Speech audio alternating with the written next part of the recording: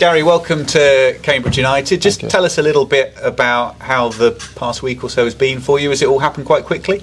Yeah, it's been quite a quick process. So obviously there was, once I received the news that Cambridge wanted to speak to me, and went through that process with the club and everyone involved at the club. And that started at the end of last week, and then over the weekend, obviously delighted when to be offered the job, and here I am. So very, very happy to be here. Yeah, and it's always a two-way street, the club learning about you and vice versa. Did you know a lot about Cambridge United and where they're at right now? Yeah, of course. I think it was quite a very robust interview process, which was great, and got to showcase my thoughts on Cambridge and where we are and what we need to do and stuff like that. So it was great. It was great to be involved in that process, that alone. But then obviously going through that and being offered the job, the opportunity to be here. I can't wait to get going, if I'm honest with you. So, eager to get going. Started a little bit today with some of the staff and a few of the players that are in here. And then tomorrow when everyone's back in, raring to get going. Yeah, because you've had quite a period out of the game, or at least out of managing. So it's called peace and quiet. That's what it's called. Why is now the right moment to lose some of that peace and quiet?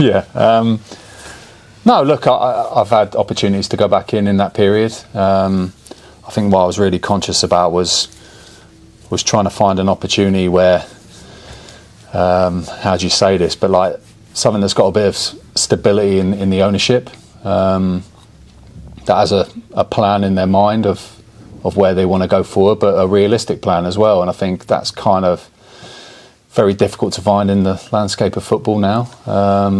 So that's been part of the reason why it's been quite a while. But then this come along, and that married up to what I was thinking and what I'm looking for. So that's why I'm here. That's kind of like what really sold it to me, and really got me motivated to be sat here in front of you guys today. Yeah, because it's fair to say you've got quite an unusual CV in the sense of jumping in at the deep end, doing what you did with Swansea, and then quick fire through 4 really big championship sides. And you touch upon the stability here. I guess for some of those teams it would be fair to say that it wasn't the most stable working environment. Yeah, but that's probably where the landscape of football's moved to. A situation like I'm now in Cambridge is probably the rarity now in football, where before that used to be the common, and the unstableness wasn't there, but it's kind of switched round. But we all know the landscape. We all very well versed in the ups and downs of football. But that stability in the ownership and their thought process really resonated with me. And then obviously the squad and analysing, I know the situation at the moment, but across the majority of the ownership's time, the squad's been in a good place and making that progression at a steady pace. So on and off the pitch, so that really appeals. And like I said, there's a few opportunities I've had to go back in, but they didn't look like this. Do you know what I mean? And I think I was very conscious of making sure that the next one has that stability within the structure of the club. So that doesn't, at the end of the day, we all know results are king. Do you know what I mean? And we're very driven to get results. So, but having that knowledge behind you that there's some sort of stability and clear thinking gives you the confidence to go in there and know that you can do your job well. How close have you come to getting back in the past? Because you joke about the peace and quiet, but presumably there is a sense where for your family, where you've had that time of not being at the coalface, it does mean you can change your priorities a bit. Yeah, it does. But the first part of that period was conscious. I was at a point where I was, I'm truthful about it, I was fed up. I was fed up with my situation where I felt like I was getting somewhere, and then the feeling was the rug's pulled from under my feet. But that's a decision that I made. Do you know what I mean, in terms of that? But then in terms of, I've had a couple of offers, which I've turned down, which, like I said, I was really conscious coming out of that period of having that feeling when I first, like I said, that being fed up with the situation of my job and my role was making sure that the next one that I do pick is something that gives me what I feel a bit of a better standing. Now, that's not neglecting the fact of you need to get results and you need to win games. That will always be there at any single club. But with the understanding that there's some stability in the ownership and there's some stability within the club and the structure, the infrastructure and everything like that, and there's a plan in place, that really appeals. So that's why I was intrigued and really excited when going through this process, and now sat here today. Yeah, to bump through 4 jobs really quickly, and as you say, to on occasions have the rug pulled out from under your feet, really frustrating on a personal level. And then, of course, from the outside looking in, it's not the CV you want, is it? To have a little bit of this, a little bit of that, and you know that people will therefore judge you. But yeah, that's fine, and that's normal, isn't it? But the reality is that's actually quite a normal CV in the landscape we're living in. I think. I'm not fully up to date on the stats of it all, but I think my terms there are actually longer than the average term of a manager, which is crazy.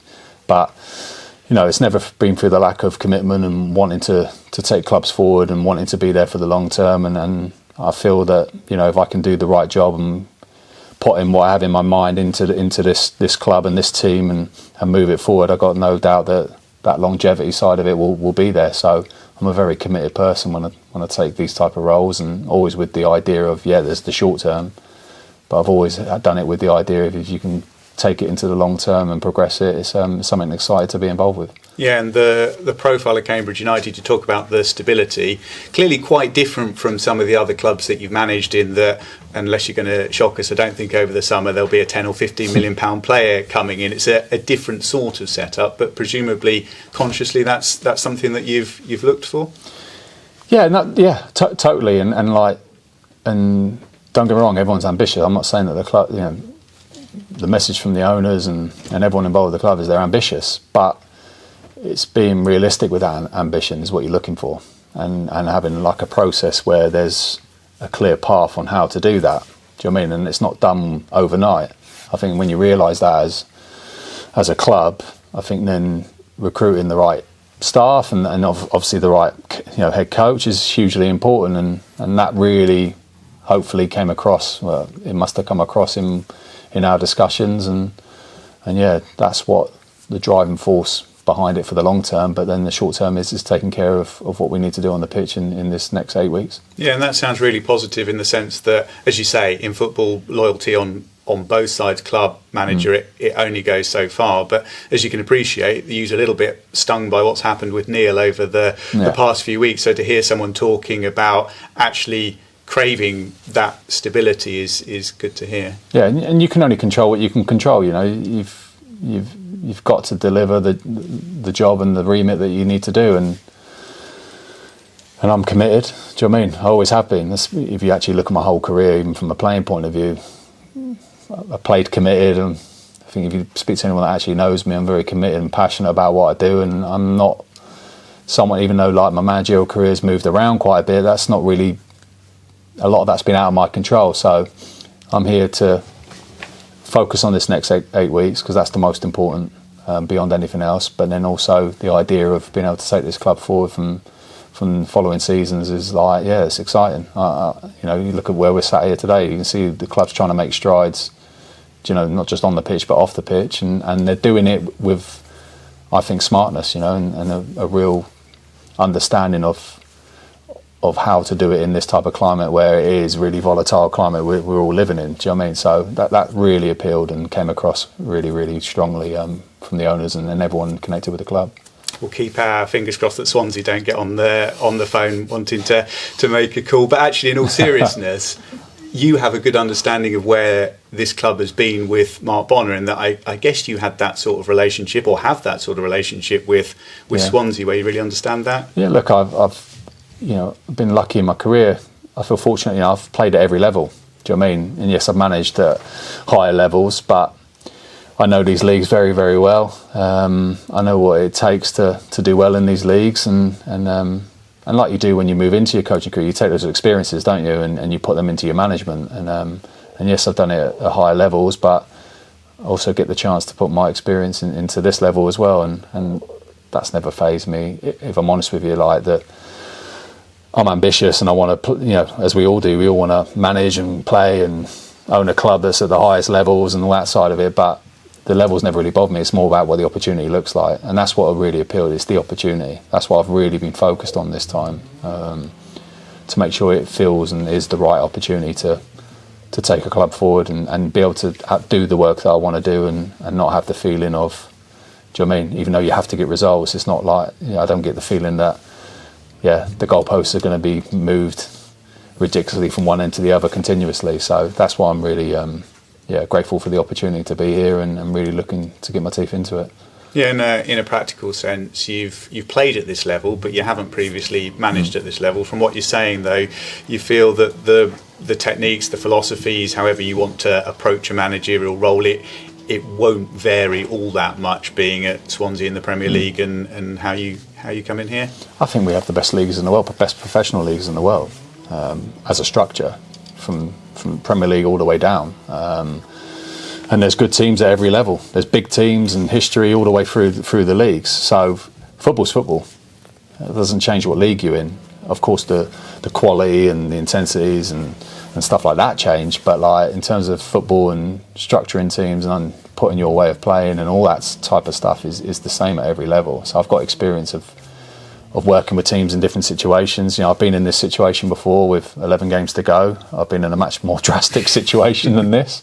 And managed to do well and put something in place. So I've got that in mind of what I need to do in this next 8 weeks. But then I think the motivation is to get us where we need to be, and then seeing what's beyond that is, I think that's an exciting prospect. Yeah, would that be Birmingham, where the parallels are relatively close in that I think there you were the third manager coming in for the season and as well. 11 games left and of the season. So, parallels in that sense, totally different parallels in terms of behind the scenes, but whether that's Championship or that's League One or League Two or whatever league that is, it's the same principle. Do you know what I mean? You need to get a team into a situation where they're capable of winning games in a short period of time, and I've had good experience of that. That worked out really, really well. It was a much more drastic situation at the time. We were bottom of the league in the Championship with Birmingham at the time.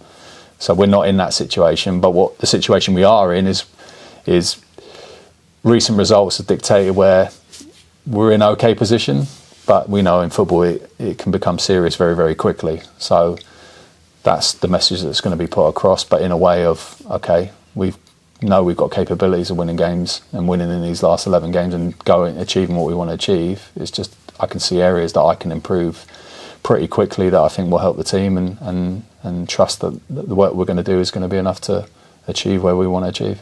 And just to run through some of the details, Barry Call, Kevin Betsy, are they staying with you for the time being? Yeah, everyone's the same. So I've arrived as myself and spoke with a lot of the guys this morning, and I'm really looking forward to working with them. I know it's been a tough pit. It's never easy. A manager goes and then you've got to try and hold down the fort. They've had a really tough run of games as well on paper and playing against good teams. So that's never easy to do. So I think they deserve huge credit for trying to steer the players and stuff through that period. I know it's been a short period, but I'm looking forward to work. I know Kevin from my playing days. I was on loan at Barnsley, so I know Kev, and obviously with Barry and the other guys behind the scenes.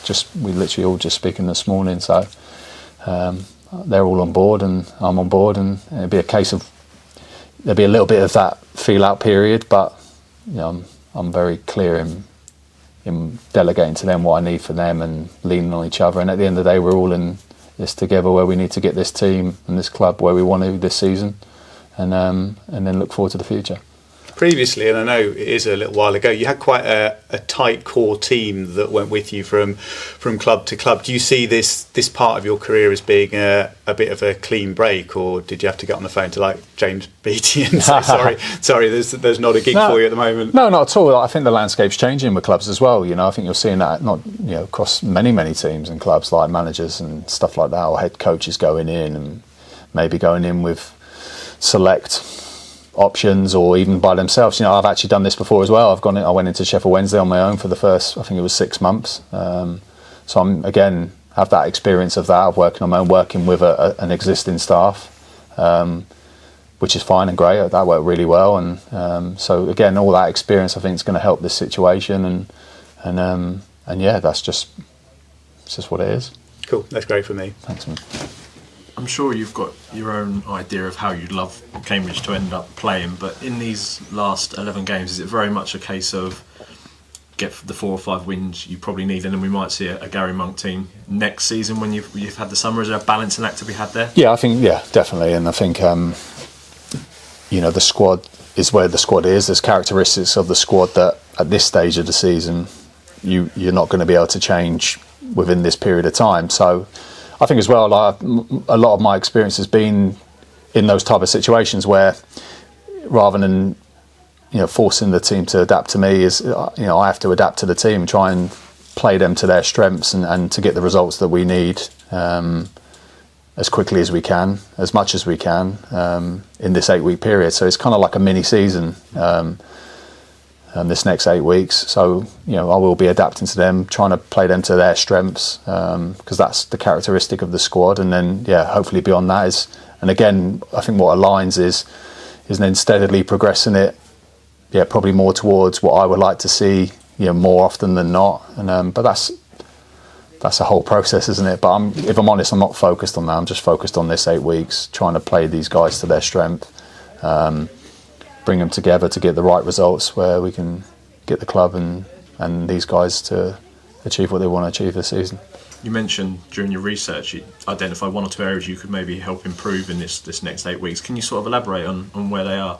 Definitely. I think overall it's been a good steady season for them. I think obviously when Neil's left, they've had a run of games, a tough run of games, and that's what I was saying. Football can change really quick. So you're going from something where you feel quite comfortable and steady to something that could turn into something serious. And we're not quite there yet, but we have to have one mind on that could happen. But that's not going to be the mentality of fearing that. It's more how do we turn it around and get ourselves back on track, because we know we can do it. So I think they've proved this season that they can definitely really be an established team in this league. Do you know what I mean? And then progress from there. But I think like these last few results, because that's how football works, maybe have dented a little bit of confidence, or maybe it's just put them looking down rather than looking up. So we have to change that mentality into looking up. You can't fear what's below. There's no point in thinking like that. So the mentality will be is we know we're good enough.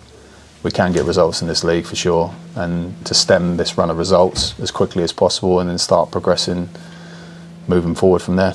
And just finally, how much are you looking forward to Saturday on a personal? Back in the dugout, home crowd, big game as well. How much are you looking forward to that? It's exciting. I'm glad it's at home as well. We get a chance to straight away be in front of our fans. And I know, again, speaking with the club and everyone, attendances and stuff like that and what they're trying to do to help the club grow on that side of it, I think it's really, really positive. And I've also played here a few times, so I know what it's like, and it's trying to use that crowd. And I know everyone. Been like good? I'm sure it was the season I got promoted from League Two. I think it was with Swansea, and I think we sneaked a win in the end. And I don't think everyone was too happy, but no, they're good times and good memories. But I know every manager says it, but I'm really looking forward to playing in front of our crowd. I'm glad it's the first game. It's a big game for us. We need to stem this flow of results and put ourselves back on track. And I know every manager will say it, but having a big crowd and having the crowd behind you, and what I love about it is it's that old school stadium. There's not many of them around. Bit like when I was at Swansea and we played with the Vetch. That can be a real advantage when you get the place going and you're performing well. So that's something that we'll be looking to do in all the home games for sure for the rest of the season. Perfect, good from me. Yeah. Your turn, guys. Hi Gary, good to speak to you. Just wanted to ask you a bit more about your time out of the game over the last few years. Obviously, it went on for 3.5 years in the end. Why were you happy for it to go on that long, to be out of a managerial role for that length of time? No, I just think it was like I mentioned. I think the initial period was a conscious decision at the time, and then after that. Within that period, there's been a couple of offers come my way that I've turned down. So it's not a case of it's just been 3.5 years and now you're just deciding to start again.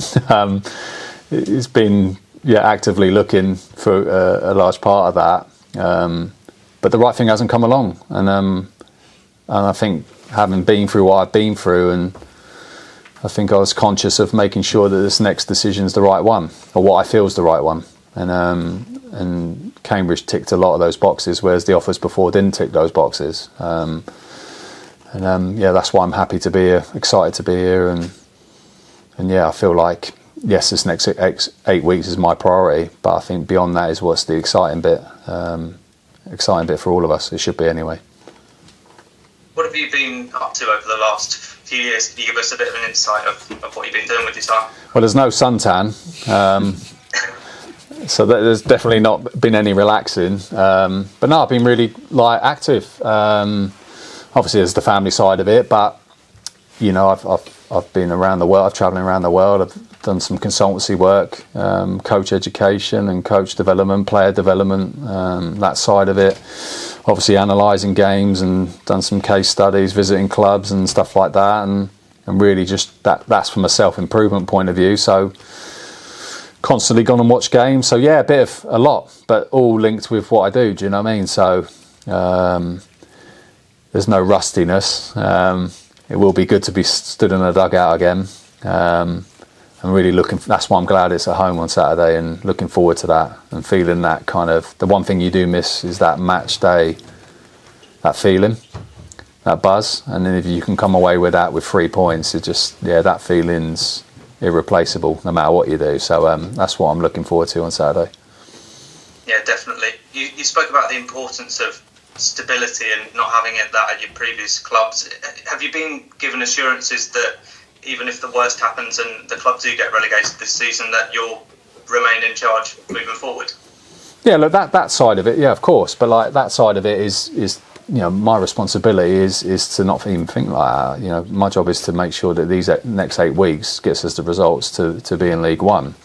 I can't control any of that side of it. Do you know what I mean? That's, my experience tells me that. So that's not even in my thinking. I've joined the club because I believe I can help them in this 8 weeks. And I also believe that I can help them going forward as well. And I think that obviously came out in the discussions we had. And obviously by Saturday today, you would think that the club, agree with that view as well. So I'm not even thinking about that side of it. It's about what we need to do in this next 8 weeks and finish the season in a strong position. Sure. And what are your longer term ambitions for Cambridge United? Where would you like to see the club by in a couple of years' time, say at the end of the contract that you've signed?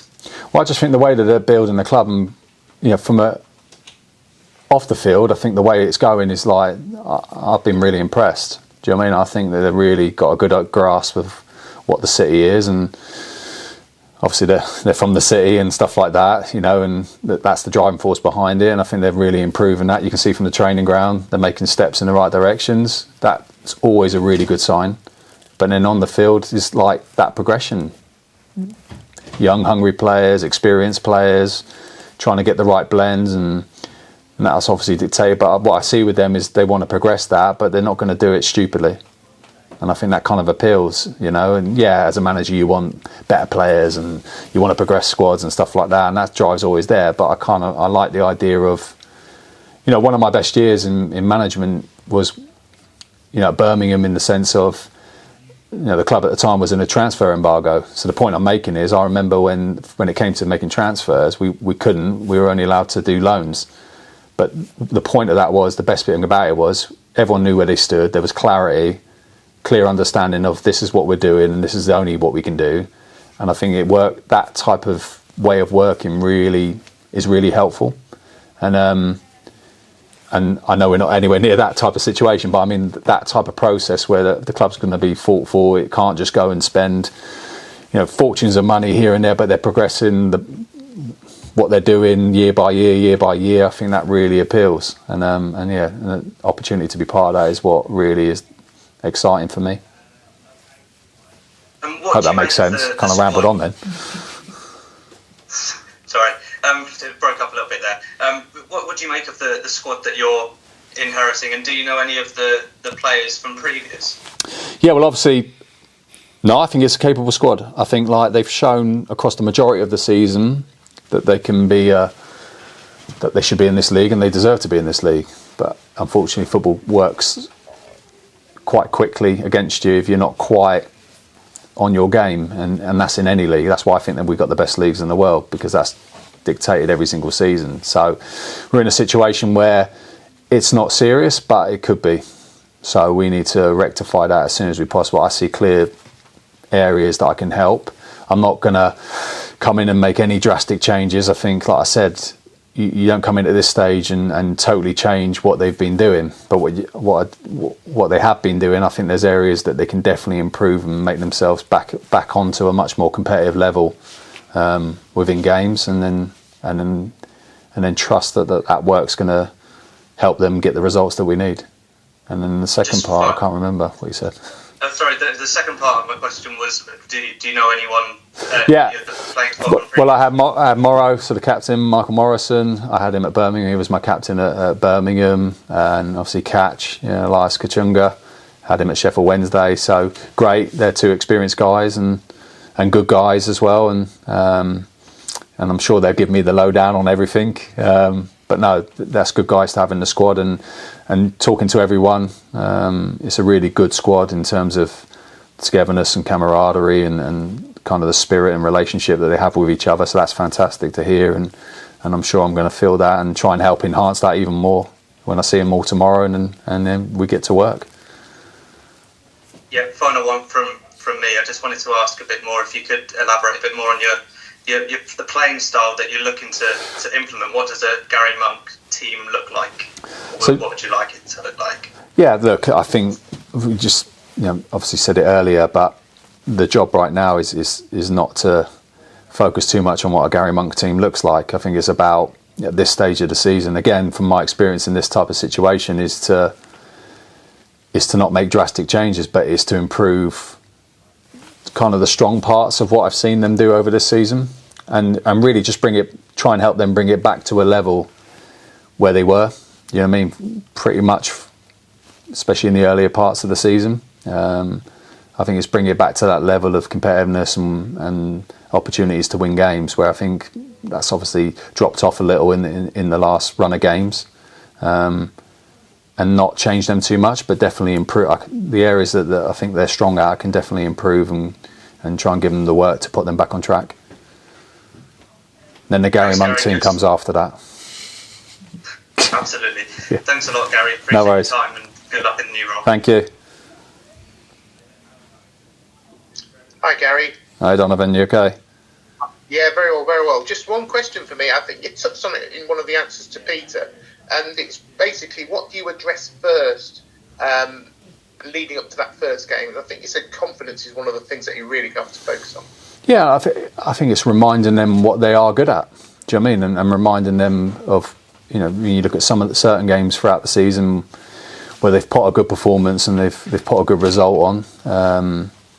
I think it's reminding them of that. It's also a mentality thing that, often when you have these little runs of games and then you're in situations near the end of the season where, there's things like fatigue and mental fatigue and all these type of things start to play a part, and then pressure comes quite quickly on you. I think is helping them with that mentality and that confidence. So there's certain things that I'll be doing over the next 8 weeks, but definitely from tomorrow onwards, that can help them with that, not just on the field but off it as well. And then obviously what we do on the pitch, I can see really clear areas of what they've been doing and what their sort of strengths are.